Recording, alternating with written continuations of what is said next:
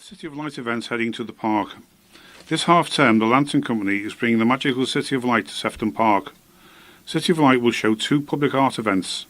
City of Sanctuary, a floating city of lanterns on the park's boating lake, and Habitats, a trail of glowing animals and plants in the Palmhouse Gardens. The event is from February the 20th to 24th. The floating City of Lantern building is free, and Habitats, Critters and Creatures, aglow in the Palmhouse Gardens, is £6 plus booking fee. Open community workshops will take place across the city in the run-up to the event. In the workshops, guests can create art that will become part of the cityscape, and participants can collect their lantern after the event. Tickets cost £10. Many lantern workshops will also take place inside Sefton Park Palmhouse. Tickets are £6 or £20 for a family.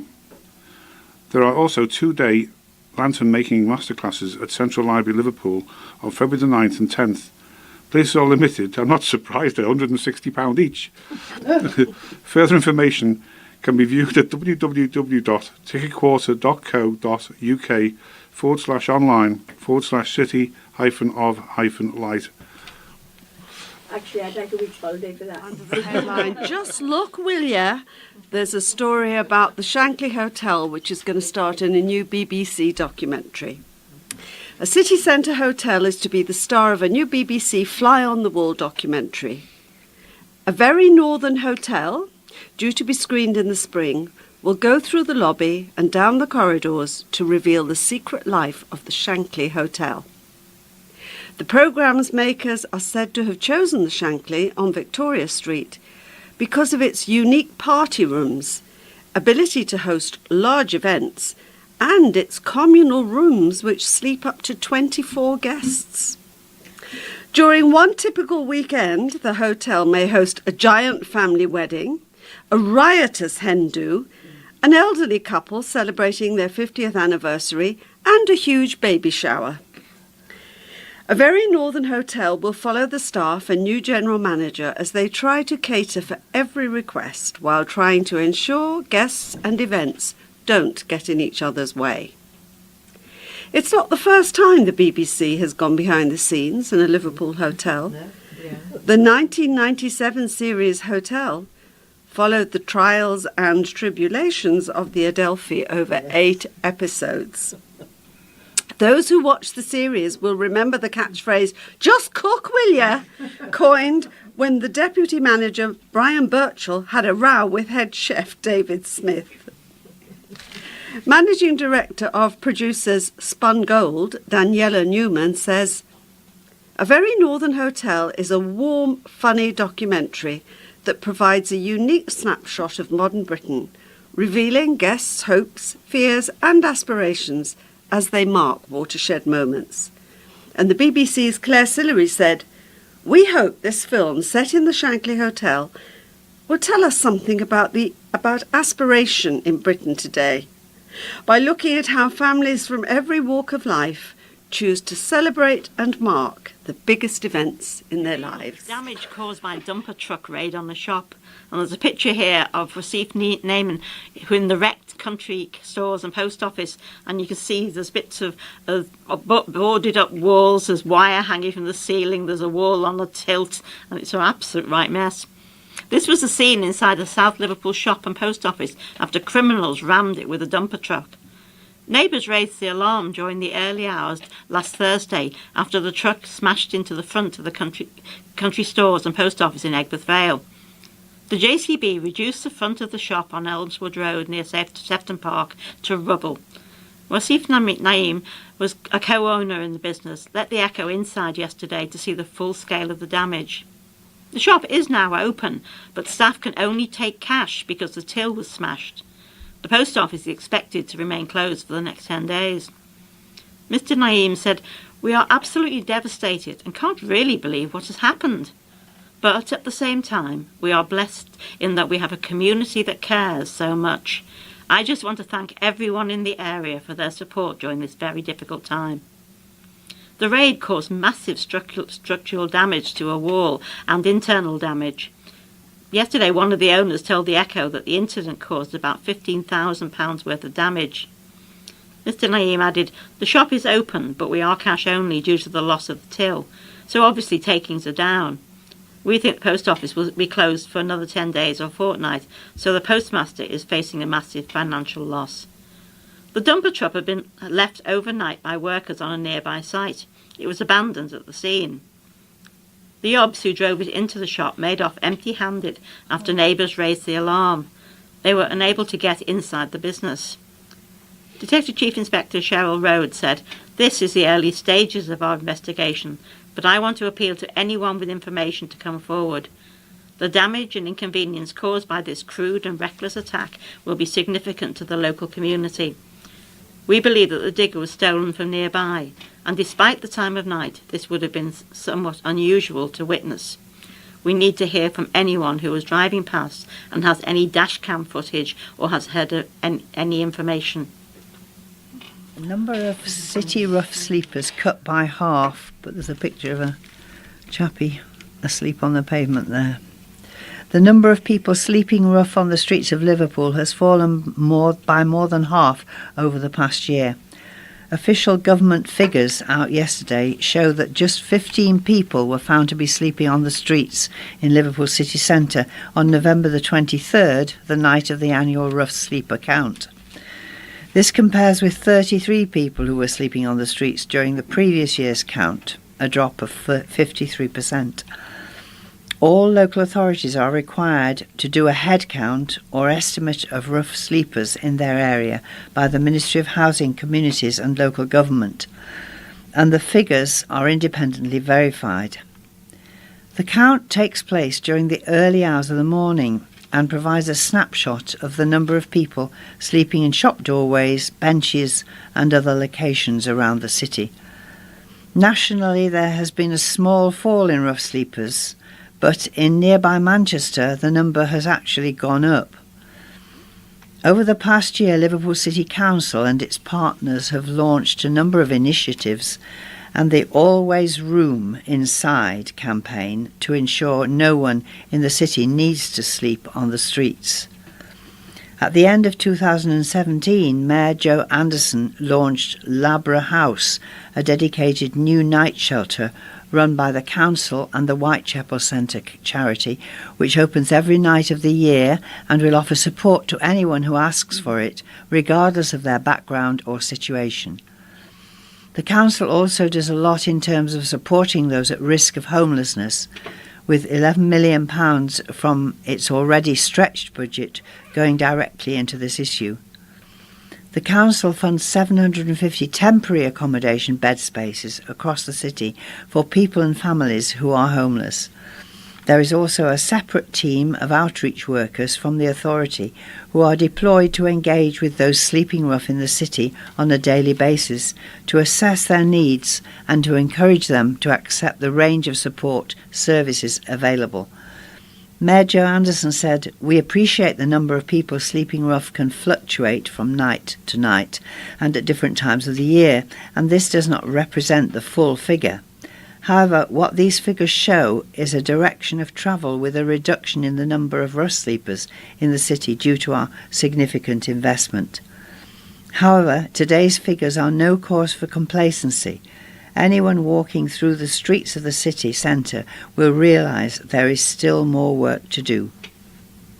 If you have concerns about someone sleeping rough in Liverpool, you can call the Always Red Room Inside helpline on 0300 123 2041. Crisis warning at lowest ever bus journey figures. Local bus journeys in Merseyside are at a record low, with campaigners warning the national network is in crisis. The latest figures from the Department for Transport reveal around 101 million journeys were made on local bus services in Merseyside in 2017-18. That's nearly 4 million fewer than the year before, and the lowest number since at least 2009, when the figures were first published. The Campaign for Better Transport say the fall in the number of passengers taking the bus is due to ongoing cuts in funding for these services, resulting in fewer services and higher fares. Nationally, Average local bus fares across England have increased by 12% since 2009 after inflation. Chief Executive of Campaign for Better Transport, Darren Shirley, said, "The statistics back up what our research has been showing for years. Buses are in crisis. Bus services are vital, linking people to jobs, education, shops and services, friends and family. They help to fight loneliness. But buses up and down the country are being cut. Severing these precious connections, what we need is a national bus strategy backed by central government funding. The Department for Transport figures show the estimated net support paid by both central and local government for local bus services in Merseyside has actually risen in the last year, although not to previous levels. Experts warn the funding situation is only likely to get worse. The Local Government Association says nearly half of all bus routes in England currently receive partial or complete subsidies from councils. With councils in England facing an overall funding gap that will reach £8 billion by 2025, the LGA said councils will struggle to maintain current subsidies for bus routes unless this is addressed in the spending review. The Local Governments Association Transport spokesman Martin Tett said, "Councils know how important buses are for residents and local economies are desperate to protect them. It's nearly impossible for councils to keep subsidising free travel while having to find billions of pounds worth of saving and protect other vital services." Faced with funding pressures, many across the country are being forced into taking difficult decisions to scale back services and review subsidised routes.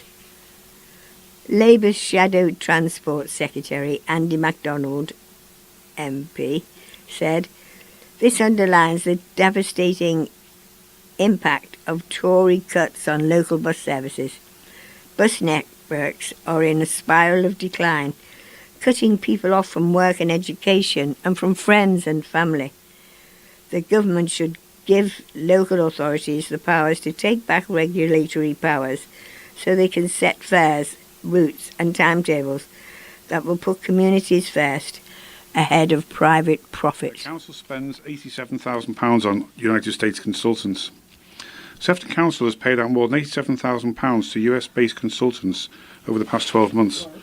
The local authority paid £77,251 to Corn Ferry and another £10,081 to Grant Thornton. Both payments were made by Sefton during the last year. Corn Ferry and Grant Thornton are both US-based consultancies with offices in the UK. Sefton has said that the cash was spent as part of its Framework for Change programme to improve efficiency in the education and social care sections. Sefton has been under huge financial pressure over recent years. The local authority lost 51% of government funding between 2010 and 2020. Last year, the Labour-run council faced a funding gap of £233 million and was forced to cut more services across the borough.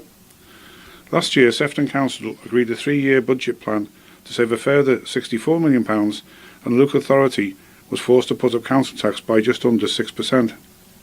Former Southport MP John Pugh, who is now a Liberal Democrat ward councillor in the town, said that given the constraints on the council's budget, it's hard to see how splashing out big money on an American headhunting consultancy is a priority.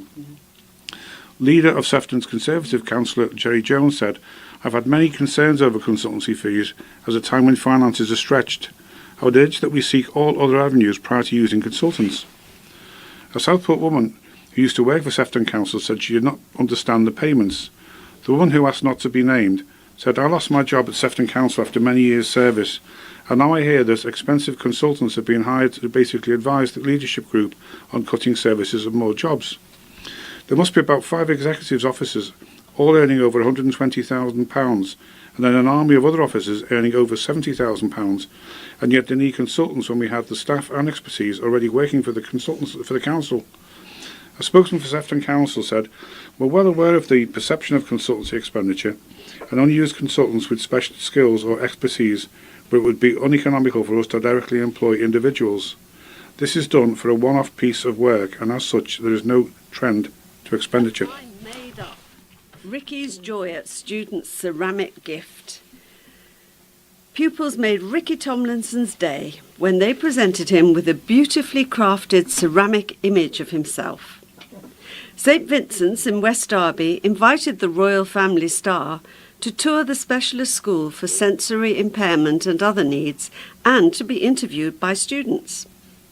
And the beyond impressed actor told the Echo, "It was an absolutely beautiful occasion, just amazing. I saw so many wonderful things, including a pottery class and youngsters playing sports and music. The school does so much great work, and it was a privilege for me to see it.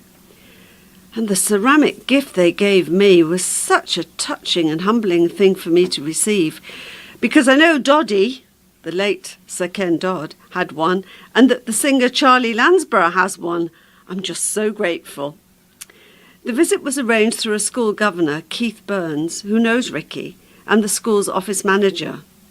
Marianne Hesketh said, "The way Ricky interacted with the pupils was absolutely brilliant. We would have to give him 11 out of 10. And when the children interviewed him, well, you just had to be there to witness how special it was. The kids loved him. And Ricky was so touched by the present the pupils gave him, he got really emotional. He's just a genuine and lovely, lovely guy."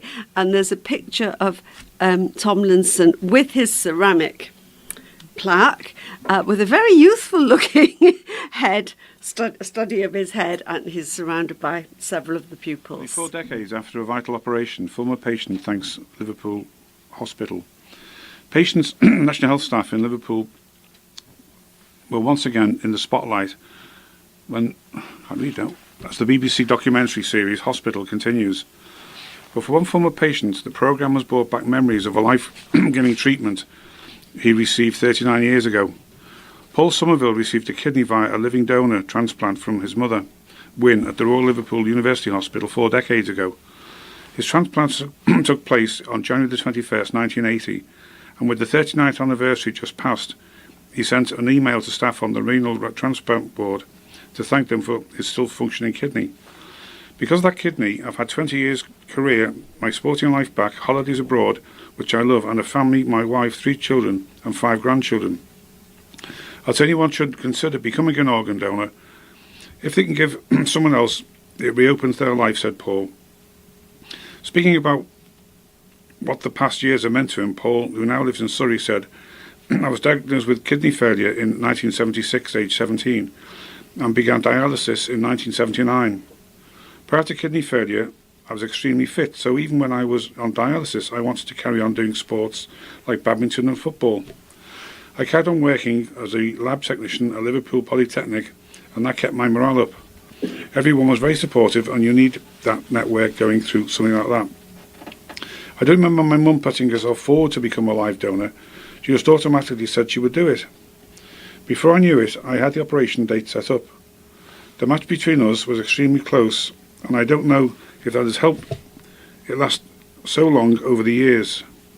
A year later, Paul was able to take part in the transplant games, participating in volleyball, tennis, badminton and relay. It was great being normal again. There'd be long-term issues to deal with ahead, but you don't think about that when you get your transplant. It's surreal that it has given me nearly the last 4 decades of my life. As Paul's graft is now beginning to deteriorate, he is currently undergoing treatment aimed at undergoing a preemptive transplant via the sharing scheme. His wife Leslie has put herself forward as a donor, despite being a different blood group to Paul. A sharing scheme, otherwise known as paired or pooled donation, is ideal for living donors who are not a suitable match for the recipient. It is possible for the donor to join a sharing scheme and to be matched with another donor recipient pair in the same situation, where the donor kidneys will then be exchanged or swapped. I had sepsis last year, and that knocked me, explained Paul. Without hesitation, Leslie said that she would go for it. I feel guilty for what she will have to go through, but if I don't do this way, it's more years of waiting for a possible donor. I have had a fantastic life after Professor Robert Sells and Dr. Christine Evans carried out all our surgeries. I just wanted to thank all the staff for their work. Around 24 million people are on the NHS donor scheme. Last financial year, more than 1,500 people in the UK donated their organs after they died, the highest ever number of donors in the UK. In Liverpool, approximately 146,217 people are registered as organ donors. This represents 30% of the population of the city. The Royal Renal Transplant team will be featured in tonight's episode of Hospital. This is dated on the February the 7th. To sign up on the organ donation register or to learn more about living donation, visit www.organdonation.nhs.uk. Concludes this week's reading of a selection of local news from the Liverpool Echo. We thank them for permission to record their material, the Royal Mail for deliveries, and fellow volunteers working on the LTN. When you have finished listening to the USB stick, place it and the address card in the yellow postal wallet and return it to us. There is no postage to pay. Talking newspapers are covered by the Articles for the Blind free post concession. If you wish to contact us by phone, the office staff are only in the office on Thursday and Friday mornings from 9:30 a.m. to 11 a.m. Otherwise, please leave a message on the answer phone. Our telephone number is 0151 486 1400. But as most of you seem to prefer putting messages in the wallet, you may continue to do so. Our editors for the magazine, news and Christian news teams would welcome feedback from listeners. It would be helpful to know if we are providing the items which you enjoy. So on behalf of everyone at the LTN, goodbye. Bye-bye. Bye.